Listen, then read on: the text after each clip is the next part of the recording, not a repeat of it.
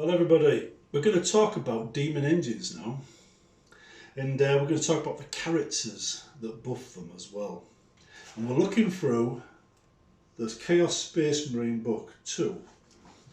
Now, before we go too far into this, I want to make some points about characters and things like that, right? Now, first of all, if I can find him, the Chaos Lord, the standard humble Chaos Lord. This guy here, if you get a normal Chaos Lord, you give him a jetpack, right? With just cheap weapons, so he can keep up with the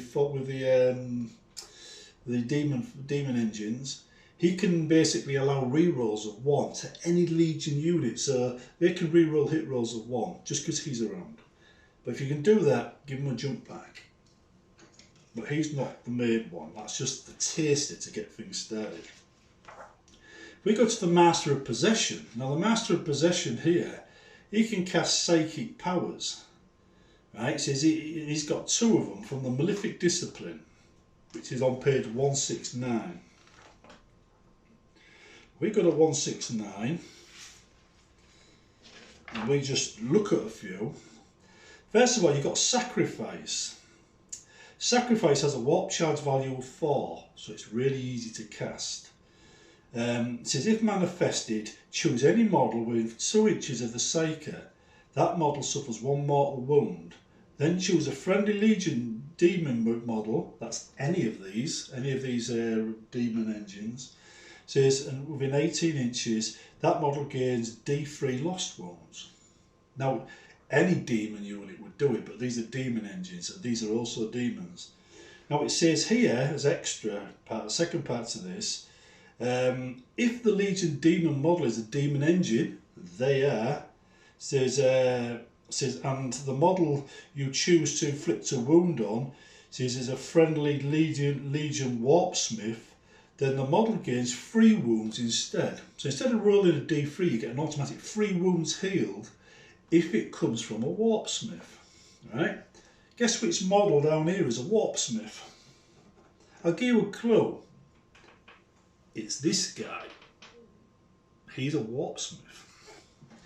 The Lord Discordant qualifies as a Warpsmith. He doesn't have the powers to repair stuff, but you could take a wound off of him and heal anything else by 3.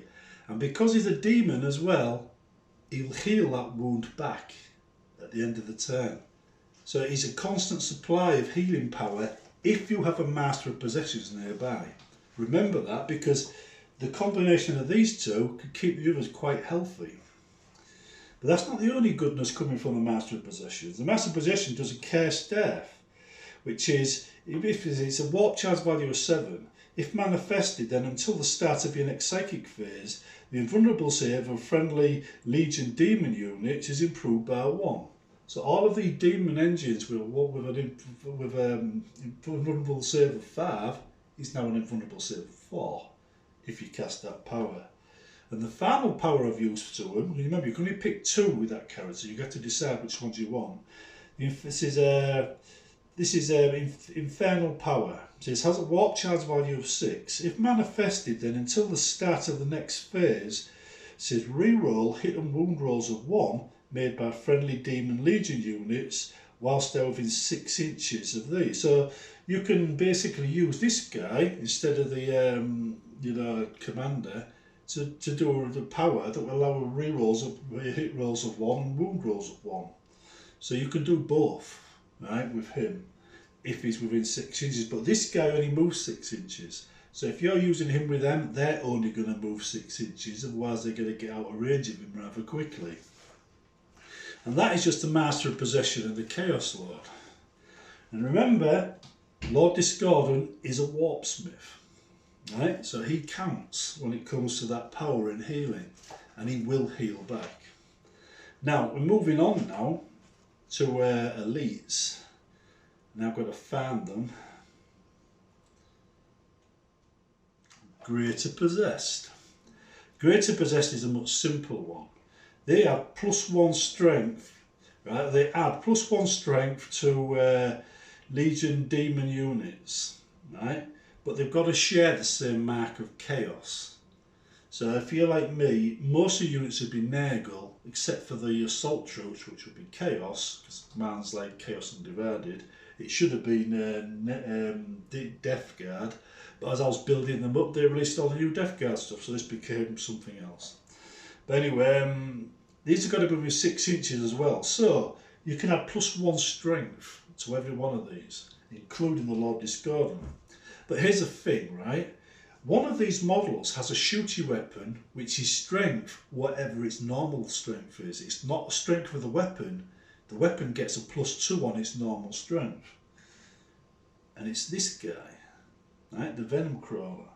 So when you get +1 on strength, which would usually increase a melee weapon, suddenly it's increasing his weapon and his melee weapons at the same time. His main weapon comes from the characteristic, the strength characteristic, so he would benefit from having a Master of Possession nearby, even for shooting. Trouble is, right now you're going to get them in packs, in the starter pack, and that's £60 just to get one. And then you're going to get tons of these other models at the same time, so you end up about 6 Master of Possessed. Master of Possessed is quite good in melee, by the way. He's got a +2 attack. And he does, he does 8 attacks, he gets +2 on WS, and his standard user strength for the weapon he carries is a 5, so it's not too bad. It'd be quite good, you know, as a melee character. But yeah, now we've done with the characters there, let's move on to the actual, there we go, the actual Demon Engines. Now, starting with the standard Forge Fiend. Now, Forge Fiend here, this guy, he's my favourite, to be honest. He's got, I usually run him with just two Hades autocannons, which is strength 8, AP -1, 2 damage. That means against, in the new rules, against Primaris that have 2 wounds, well, any Marine has 2 wounds, he's going to kill them every time they fail a saving throw, because they only take 1 wound from 1 wound weapons, but he's got 2, so their 2 ones are gone instantly. Buff him, and he'll go for hitting on a 4+, hitting on a 3+, give him a reroll of 1s, and suddenly he's going to be wounding, you know, well, he'd only miss on a 2+, otherwise he'd have to reroll the 1s, so he makes it pretty lethal. And because he's strength 8 with the Hades autocannon, he's actually going to be wounding Space Marines on a 2+ as well. So it'd be hitting on a 3, wounded on a 2, dead Primaris Marine. Very lethal, suddenly in 9th edition. He does have Demon Claws, which is use strength, which would be 6, and he gets how many attacks? 4 if he hasn't got any wounds. So yeah, he's not doing too bad. He also regenerates, and he has a +5 invulnerable save. So he'd benefit from the invulnerable save, you know, modifier from the power there, the Malefic Discipline power. Says, but yeah, they all do, to be honest. But I'll be repeating that a few times. Defilers. Now I said in the past, these guys, you should make up your mind whether you want it to be shooty or you want it to be melee, but I don't think it matters anymore. I think that's changed. I think the days when you had to pick disappeared with 8th. I think now you can run a mix and match, you know, like the standard configuration which we've got here. It's the standard configuration, you know, Defiler. Now here, the configuration we've got here is a laser cannon and missile launcher and battle cannons. He stands at the back shooting. This guy here though is the default configuration, auto cannons, you know, and power scourge and battle cannon, plus they both have Defiler claws. So that particular one there is better in melee than that one. And I tried him the last game with the Lord Discordant nearby, and he ate his way through to many different squads easily. Very dangerous. So under melee now, these Defilers, just to give you an idea what the buffing would do to them, their standard strength is 8. So anything that uses their user strength is going to wound a Space Marine on a 2+. Now, Defiler claws are ×2, so that's 16, right? And power scourge, that's +4, that's 12. But each time the bearer fights, he can make 3 additional attacks with this weapon. So basically they go from having 4 attacks to having 7 attacks, 3 of which are made with a power scourge. So if you've got the power scourge, right, that's 3 attacks with that, and then you get 4 attacks with the Defiler claws, which are ×2, so that's 16. There isn't much that will get away with that. And the other thing is the power scourge causes D6 damage, and it's AP -3. Even a Space Marine is going to be saving on a 6+ with that one. And many vehicles will as well. And then it's D6 damage for every hit. Now, it's a 4+ standard hit, but like I said, you could have the commander nearby or the master possession re-rolling 1's wounds and 1's damage. I mean, with these weapons here, you're probably going to be doing wound rolls of 2+. So if you get 2+, wound rolls of 2+, and then you do a re-roll of 1's, you're almost guaranteed to wound. You know, that's if you use the Master of Possession. If you're using just the Commander, it just improves the Curse Law, it just improves the hit roll.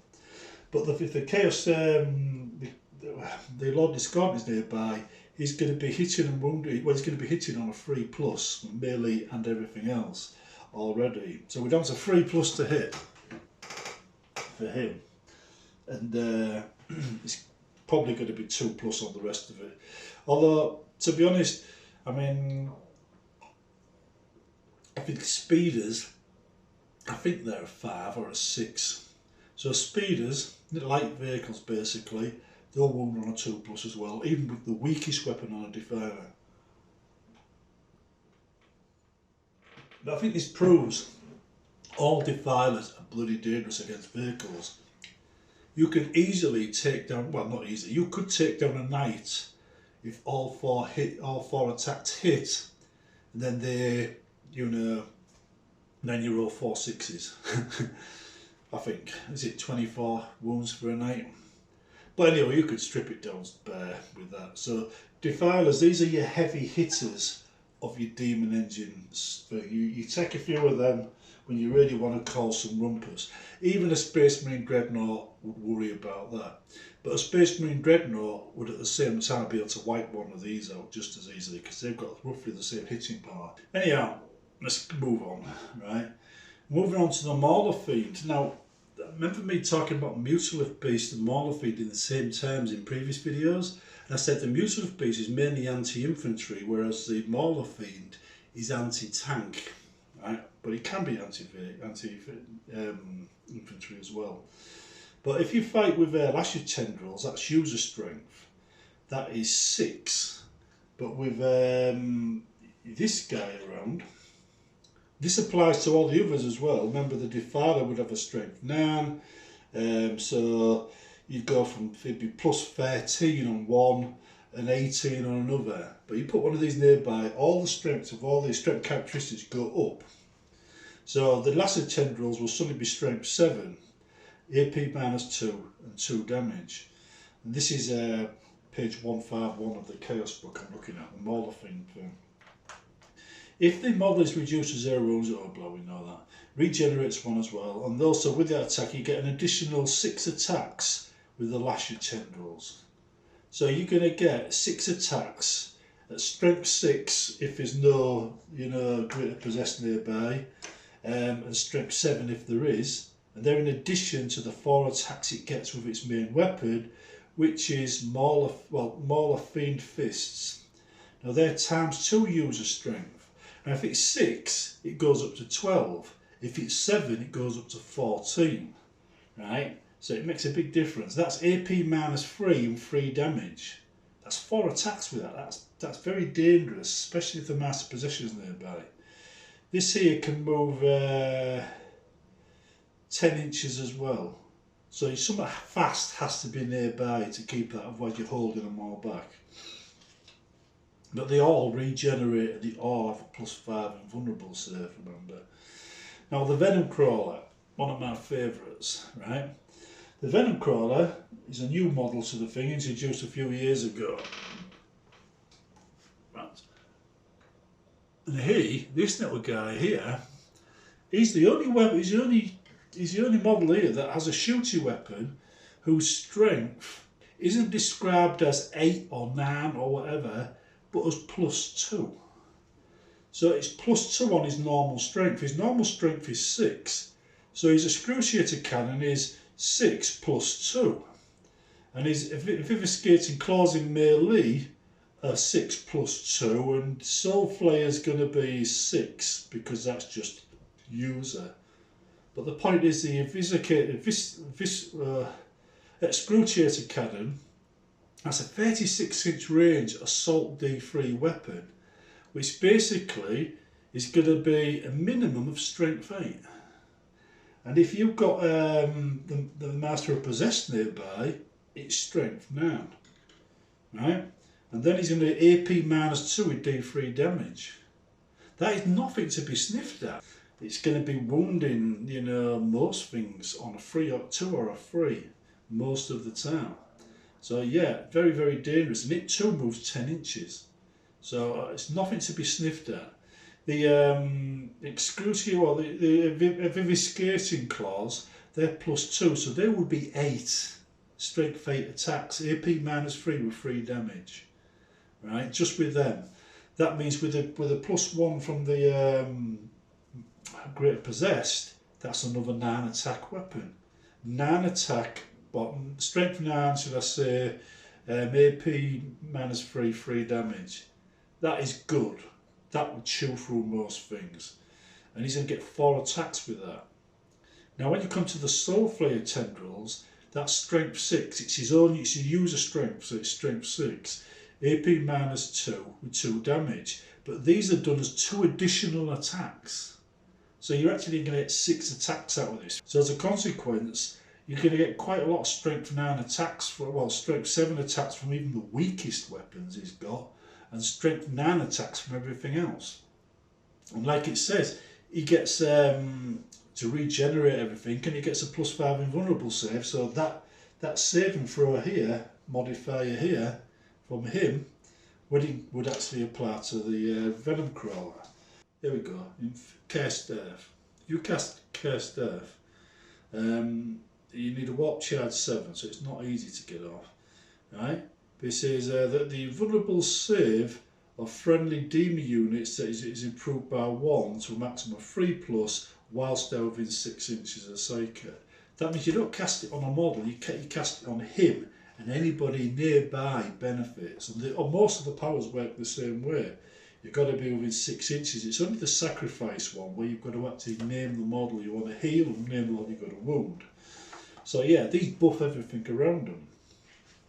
So there's nothing to be sniffed at. Defilers though, they're definitely the stars of the show, because they start out with a battle cannon, which is a 72-inch range, heavy D3 barrage weapon. So the minimum you're going to get with that is a 3 usually, according to the barrage rules, of course.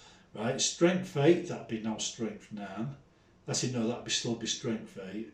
AP -2 D3 damage. You see. But you can re-roll hit rolls at 1 and wound rolls at 1 if you cast the power, you know, from a Master of Possession, or if you have your Chaos Lord nearby, you just do a re-roll at 1. The Reaper Autocannon is a heavy D4. That's not to be sniffed at either. That's strength 7, AP -1, 1 damage. So that's not to be sniffed at. I've got laser cannons on that, twin laser cannons in fact, and you know, they're strength 9, AP -3, D6.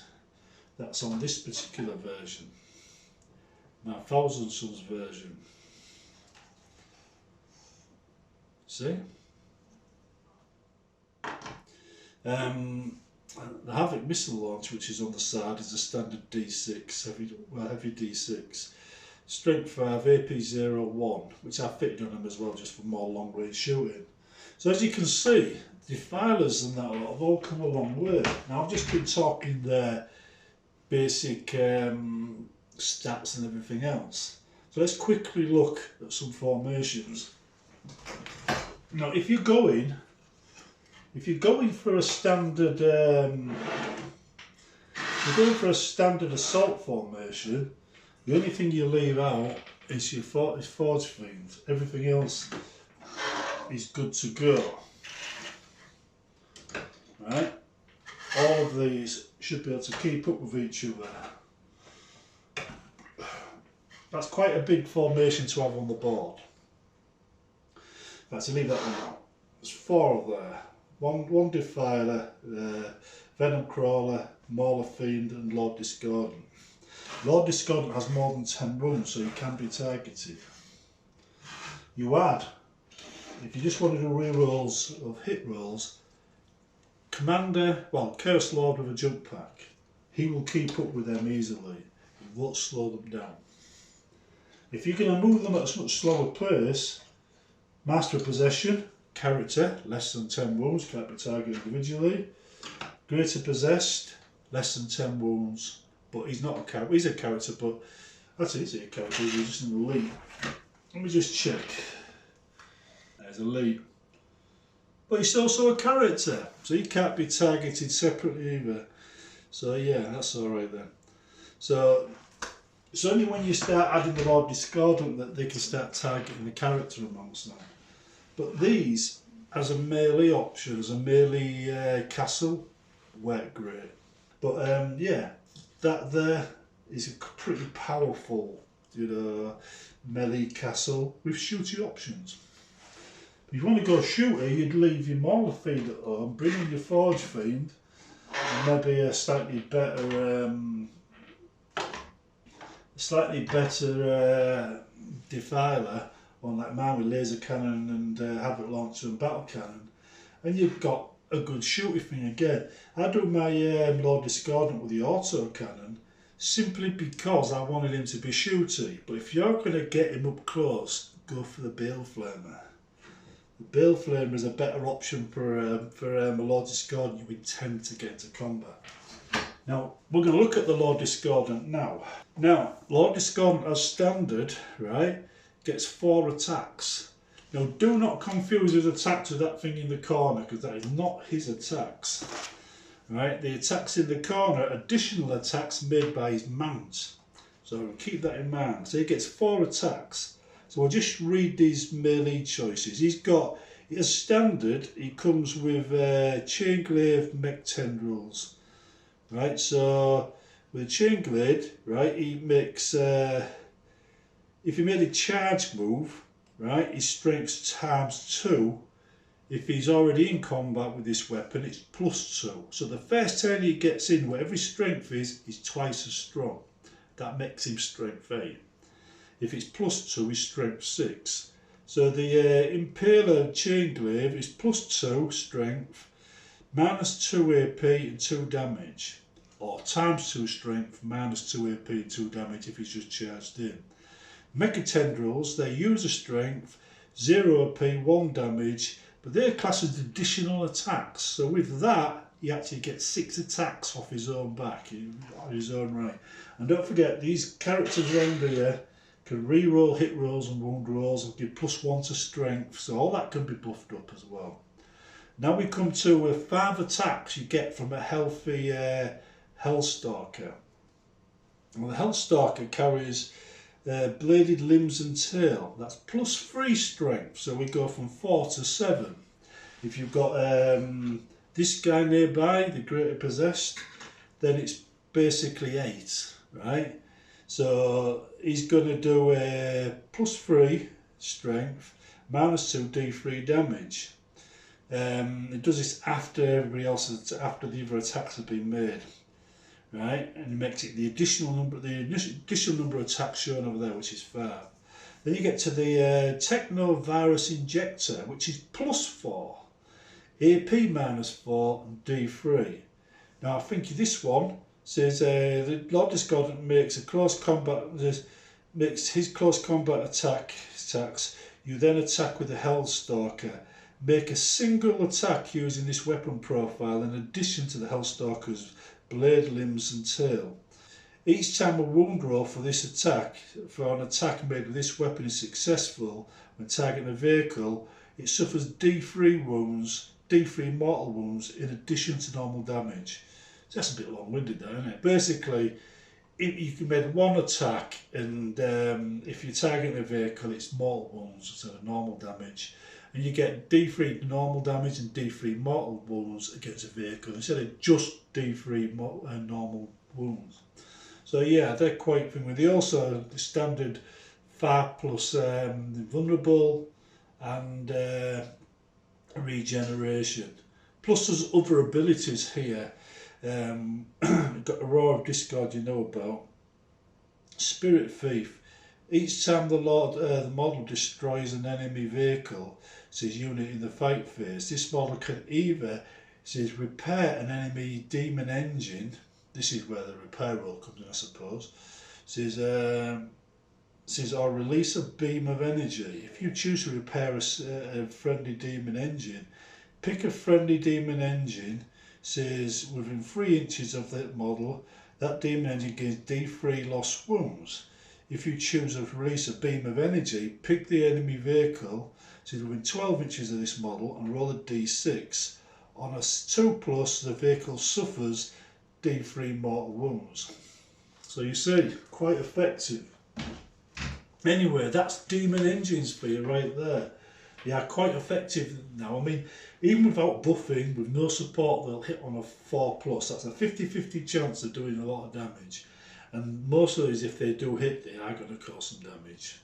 I think the this guy, the Lord Discordant, is probably the weaker one. I saw it in my last game as a kind of a really expensive way of getting a +1 to hit, because that's what he is. But these guys, all of these are fairly cheap to take.